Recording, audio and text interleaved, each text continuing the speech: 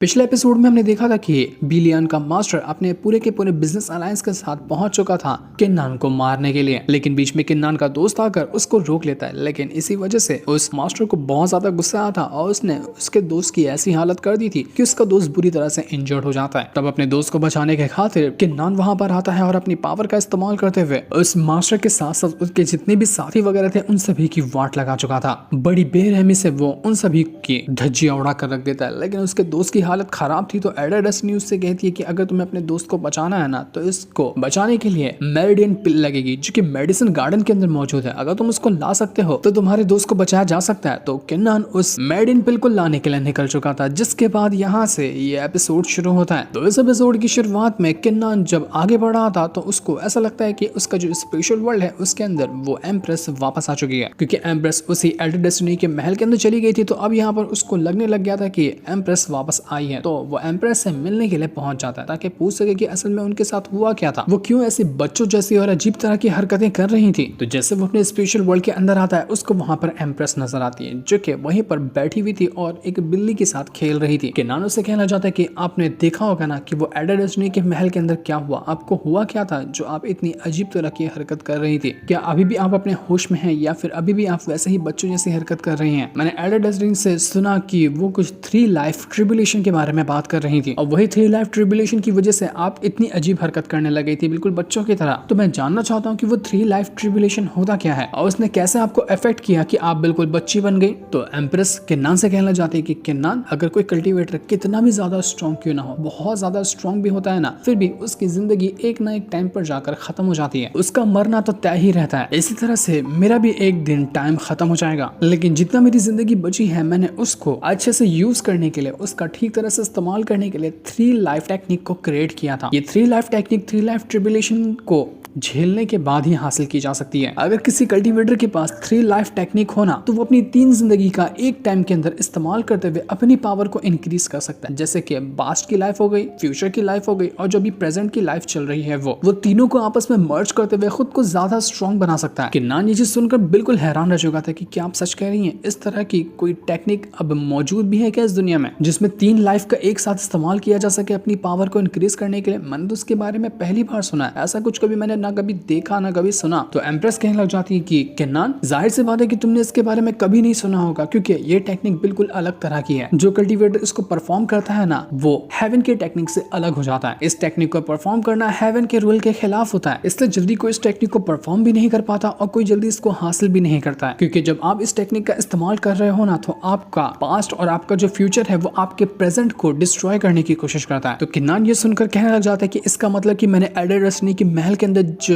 Empress को देखा था, क्या वो आपका बचपन था, क्या वो आपकी पास्ट लाइफ थी जो आप बचपन में रहा करती थी, उसे मैंने देखा था क्या, इसी वजह से वो बच्चों जैसी हरकत कर रही थी। तो एम्प्रेस कहती है कि हाँ तुम बिल्कुल सही कह रहे हो, या तो वो मेरी पास्ट लाइफ हो सकती है या फिर वो मेरी फ्यूचर लाइफ हो सकती है, क्योंकि आगे भी मैंने नहीं देखा है कि आगे क्या हो सकता है। जब मैं मरी थी ना तो मेरे सोल का जो पार्ट है उसका थोड़ा सा हिस्सा इस ब्रॉन्ज मिरर के अंदर आकर मौजूद हो गया था, जिसके बाद ही तुम्हें वो ब्रॉन्ज मिरर मिला और मेरी सोल का जो पार्ट है वो तुम्हारे पास आया, तुम्हारे स्पिरिचुअल वर्ल्ड के अंदर। लेकिन मुझे ये बिल्कुल भी नहीं पता था कि एडा डेस्टिनी जो है ना उनके पास मेरी सोल का बचा हुआ पार्ट मौजूद है। और जब तुम पहुंचे एडा डेस्टिनी के महल के अंदर तो वहां पर मेरी जो सोल का बचा हुआ पार्ट था ना, मेरे बाकी के सोल के पार्ट जो कि तुम्हारे स्पिरिचुअल वर्ल्ड के अंदर मौजूद है उसके साथ मर्ज होने लग गया। इस वजह से प्रेजेंट और पास्ट तुम एक साथ मेरा देख पा रहे थे, तभी मैं तुम्हें यहाँ पर बच्चों जैसे नजर आई थी। अब ये 3 लाइफ टेक्निक किस तरह से मुझ पर इफेक्ट कर रही है ना मुझे खुद भी पूरी तरह से समझ में नहीं आ रहा, लेकिन मैं इतना तो समझ चुकी हूँ कि ये चीज टेक्निक हासिल करके ना मुझसे गड़बड़ी तो बहुत बड़ी हुई है। हो सकता है कि आगे चल के मेरी सोल हमेशा के लिए खत्म हो जाए। मैंने इसे सुनकर रखा है कि अगर कोई इंसान जिसके पास 3 लाइफ आर्टिफैक्ट होना तो वो इंसान मुझे इस तकलीफ से बाहर निकाल सकता है जो कि 3 लाइफ ट्रिब्यूलेशन के अंदर मैं फंसी हुई हूँ। अगर कोई 3 लाइफ आर्टिफैक्ट का इस्तेमाल मुझ पर करे तो मैं इस मुसीबत से बाहर निकल कर आ जाऊंगी और मैं बिल्कुल नॉर्मल हो जाऊंगी। उसके बाद मुझे किसी भी चीज की टेंशन नहीं रहेगी कि ना तुम्हारे पास पहले से ब्रॉन्ज मिरर है और तुम्हारे पास पहले से ही काफी ज्यादा स्ट्रॉन्ग की एनर्जी मौजूद है। तुम्हें बस यहाँ चाहिए 3 लाइफ आर्टिफैक्ट। अगर तुम उसको हासिल कर सकते हो तो तुम यहाँ पर मुझे बिल्कुल रिकवर कर पाओगे और मैं इस मुसीबत से बाहर निकल कर आ जाऊंगी। लेकिन तुम्हें मैं वार्निंग भी देना चाहती हूँ कि ये करना बहुत ज्यादा मुश्किल होगा। 3 लाइफ आर्टिफैक्ट बहुत ही ज्यादा खतरनाक चीज है। ये करना हेवन के खिलाफ होता है, तो कभी कभार तुम्हें हेवन की भी पनिशमेंट झेलनी पड़ सकती है। तो तुम चाहो तो अभी से गिव अप कर सकते हो। ये 3 लाइफ टेक्निक तो कुछ ज्यादा ही कंफ्यूजिंग लग रही थी, लेकिन मैंने जितना हो सकता है उतना क्लियर वर्ड्स में समझाने की कोशिश की है। हो सकता है कि इसके ऊपर और डिटेल हमें आगे के कुछ एपिसोड्स में पता चले, तब हम और क्लियर तरीके से समझ पाएंगे कि असल में 3 लाइफ टेक्निक और 3 लाइफ ट्रिब्यूलेशन होता क्या है।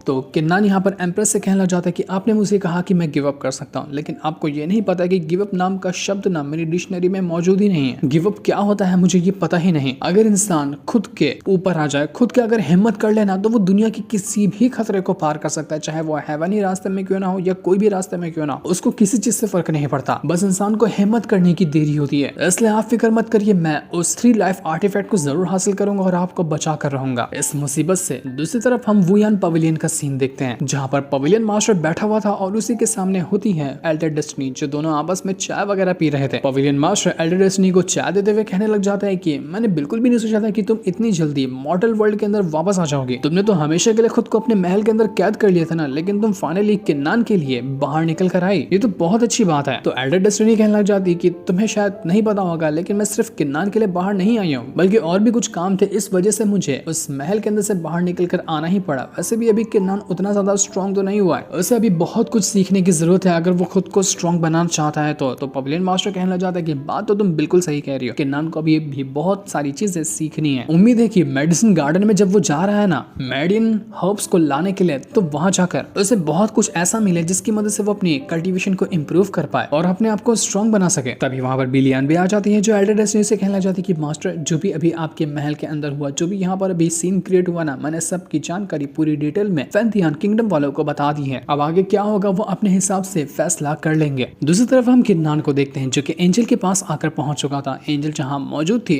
वो एक मास्टर का महल होता है, यहीं पर एंजल काफी टाइम से रह रही थी और एंजल ने किन्नान को बुलाया था ताकि मेडिसिन गार्डन में जब जा रहे हैं ये दोनों तो एक साथ ही जाएं। तो जैसे ही किन्नान यहाँ पर आता है, मास्टर को वो ग्रीट करने लगता है कि आपने इतने टाइम तक के एंजल का अच्छे से ख्याल रखा, इसलिए आपका बहुत बहुत शुक्रिया। लेकिन मास्टर कहता है कि अरे नहीं नहीं यार, तुम्हें मेरे सामने ग्रीट करने की कोई जरूरत नहीं है, बल्कि मैंने तुम्हारे बारे में बहुत कुछ सुनकर रखा था। एंजल तो सारे टाइम तुम्हारे बारे में बताते रहती है, कैसे तुमने शियाओ की आइडेंटिटी हासिल की, फिर किन्नान की आइडेंटिटी हासिल की, तुम तो बड़े एक्स्ट्रा ऑर्डिनरी बंदे हो। और हाँ, एंजल ने मुझे तुम्हारे बारे में ये भी बताया कि तुम मेरी बेटी को ठीक कर सकते हो। जो हालत मेरी बेटी की खराब हुई है ना, अगर तुम उसको ठीक कर दोगे तो ये तुम्हारा बहुत बड़ा एहसान होगा मुझ पर। तो एंजल भी किन्नान से कहना चाहती है कि हाँ किन्नान, तुम ना इस मास्टर की बेटी को ठीक कर देना, उसके ऊपर किसी खास तरह के पॉइजन का असर है, तो मुझे उम्मीद है कि तुम ये काम कर सकते हो। तो किन्नान भी इस चीज के लिए मान जाता है और ये सारे के सारे लोग उसी जगह पर आ जाते हैं जहाँ पर उस मास्टर की बेटी मौजूद है। मास्टर जो था वो किन्नान को अपनी बेटी के बारे में बता रहा होता है कि जब मेरी बेटी पैदा हुई थी ना, तो उसके अंदर एक खास तरह की पावर थी। उसकी जो बॉडी थी वो डार्कनेस एब्सोल्यूट बॉडी थी, जो कि बहुत ज्यादा मिस्टीरियस और काफी ज्यादा स्ट्रॉन्ग तो होती है, लेकिन उतनी ही ज्यादा जानलेवा भी होती है। जैसे जैसे मेरी बेटी बड़ी हो रही है ना, वो जो बॉडी है उसकी पावर ने उसके शरीर के ऊपर कब्जा करना शुरू कर दिया। वो पावर बिल्कुल एक पॉइजन की तरह है और वो पॉइजन मेरी बेटी के शरीर के अंदर फैलता जा रहा है। अगर जल्दी कुछ नहीं किया गया ना, तो ये पॉइजन मेरी बेटी की जान ले लेगा। वो अपनी कभी पावर को महसूस ही नहीं कर पाएगी, उससे पहले ही वो मर जाएगी। मैंने बड़ी उम्मीद लगाई है तुम्हारे ऊपर कि तुम यहाँ पर मेरी बेटी को ठीक कर सकते हो। मैंने हर वो कोशिश कर ली ताकि अपनी बेटी को बचा सकूं, लेकिन कोई फायदा नजर नहीं आ रहा। कितनी भी मेडिसिन, कितनी भी हर्ब्स वगैरह का क्यों ना इस्तेमाल कर लूं, लेकिन कोई फायदा नहीं होता है और ये बच ही नहीं पा रहे। नॉर्मल तरह के हर्ब्स, मैंने मेडिसिन गार्डन के अंदर से भी सारे हर्ब्स चेक करवा लिए, लेकिन कोई फायदा नहीं हुआ। मास्टर की जो बेटी थी उसकी हालत बहुत ज्यादा खराब होती है, वो ढंग से यहाँ पर कुछ बात भी नहीं कह पा रही थी। मास्टर यहाँ पर किन्नान से कहना चाहता है कि किन्नान, तुम्हें पता है मैंने बहुत पुरानी एक एंशिएंट किताब के अंदर पढ़ा कि एक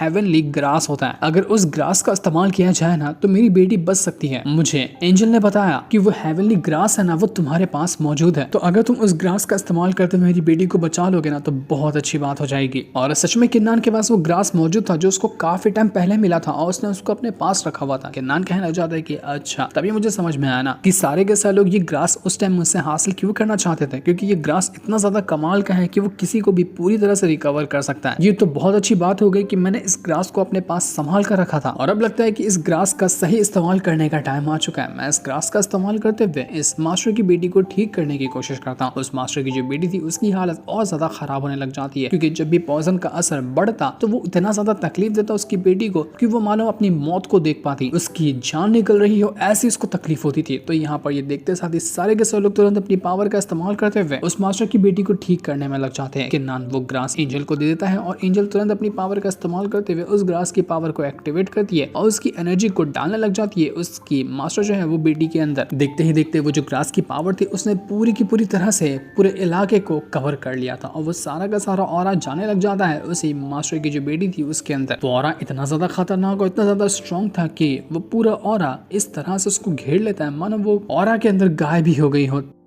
तुरंत के तुरंत जितने भी बाकी लोग थे वो सभी अपनी पावर का इस्तेमाल करते हुए उस मास्टर की बेटी के अंदर अपनी पावर को डालना शुरू कर देते हैं, ताकि वो जो हेवन ग्रास है उसका जो पावर है उस मास्टर की बेटी के अंदर जा रहा है तो इसको भी हैंडल करना इतना इजी नहीं होगा उसके लिए। इसी वजह से बाकी लोग अपनी पावर को मर्ज करते हुए उस मास्टर की बेटी को हेल्प करने की कोशिश करते थे, ताकि वो अच्छी तरह से अपने शरीर के अंदर रिफाइन कर ले उसी ग्रास की पावर को। और जैसे जैसे ये हो रहा था यहाँ पर इसका रिजल्ट भी मिलता हुआ उनको नजर आने लग जाता है। उसकी हालत में सुधार आने लग गया था, जो पॉइजन का असर उसके शरीर में फैलता जा रहा था वो धीरे धीरे करते हुए कम होने लग गया था। इसी तरह से थोड़ा सा अगर और टाइम दिया जाए तो आसानी के साथ वो बच जाएगी और उसके अंदर से पूरी तरह से पॉइजन खत्म हो जाएगा, जिस वजह से सारे के सारे लोग खुश हो जाते हैं कि फाइनली हमने यहाँ पर पॉइजन के असर को रोक दिया। एंजल मास्टर से कहने लग जाती है कि आपकी बेटी अब ठीक हो रही है, आप बस इसको आराम करने दीजिए और थोड़ा सा अगर ये आराम करेगी ना तो उसके बाद वो पूरी तरह से रिकवर हो जाएगी। वो मास्टर एंजल और किन्नान से कहने लग जाता है कि बहुत बहुत शुक्रिया, मैं बता नहीं सकता कि मैं किस तरह से तुम्हारा एहसान चुकाऊं। तुमने आज मेरी बेटी को ठीक करके ना वो एहसान मुझ पर किया जिसके तले में हमेशा दबा रहूंगा। आज इस खुशी के मौके पे मैं तुम्हें अच्छी वाली पार्टी देना चाहता हूँ। उम्मीद है कि तुम कुछ टाइम मेरे महल में रुकोगे और बिल्कुल इंजॉय करोगे। हम तुम्हारी मेहमान नवाजी करना चाहते हैं। तो किन्नान कहने लग जाता है कि कुछ दिन रुकने का तो बिल्कुल टाइम नहीं है, मुझे मेडिसिन गार्डन जाना है, वहाँ मेरा एक दोस्त इंजर्ड है, उसको ठीक करने के लिए कुछ हर्ब्स वगैरह कलेक्ट करना है, तो मैं ये नहीं कर पाऊंगा। तो जिस पर वो मास्टर कहना चाहते हैं कि ठीक है, कम से कम एक रात तो रुक सकते हो, वैसे भी रात होने वाली है, अगर एक रात रुक कर कल सुबह तुम चले जाओगे ना तो भी बहुत अच्छा होगा, मुझे अच्छा लगेगा। तो किन्नान कहता है कि ठीक है, अगर एक रात की बात है तो मैं यहाँ पर रुकने के लिए तैयार हूँ।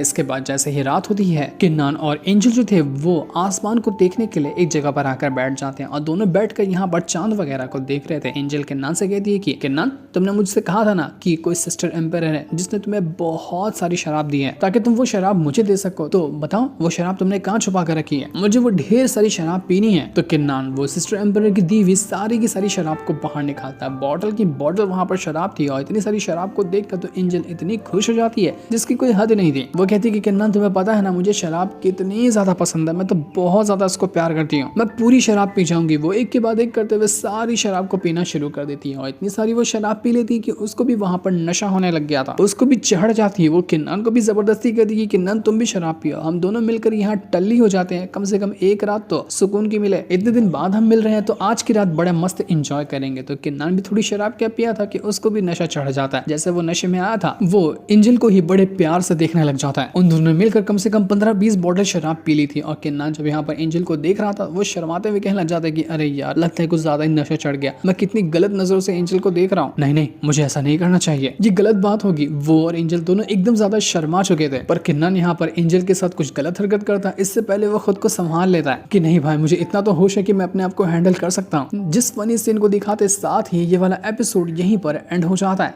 Thanks for watching.